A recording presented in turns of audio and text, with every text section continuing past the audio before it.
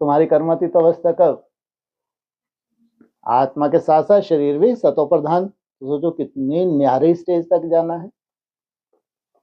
ईश्वर अर्थ संकल्प को निरसंकल्प कह सकते हैं, कह सकते हैं। अति सुंदर है। क्या कहा? ईश्वर अर्थ संकल्प को निरसंकल्प कह सकते हैं। कोई स्वार्थ नहीं है। वास्तव में निरसंकल्पता उसी को कहा जाता है जो संकल्प चले ही नहीं।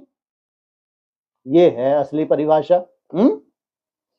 दुख सुख से न्यारा हो जाए, ये है परिभाषा। गीता में क्या लिखा है? मान अपमान जय पराजय दुख सुख में समान।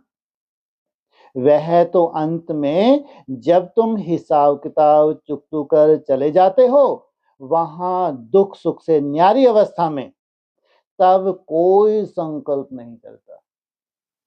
इसलिए मुरली में क्या कहते हैं? लंबे काल का अभ्यास।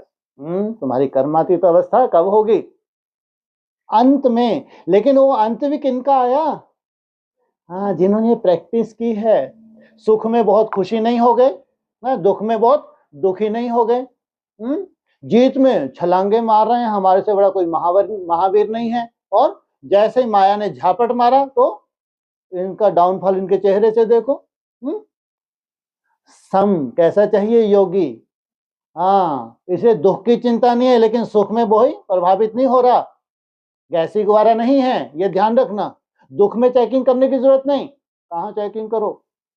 सुख में चेकिंग कर लो। जितना तुम प्रभावित हो रहे उतना ही तुम दुख में प्रभावित होने वाले हो। तो तब कोई संकल्प नहीं चलता।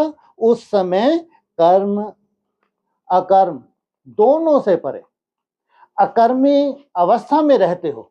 ये है तुम्हारी अवस्था। क्या कहा? एकदम तुरीयावस्था हो गई।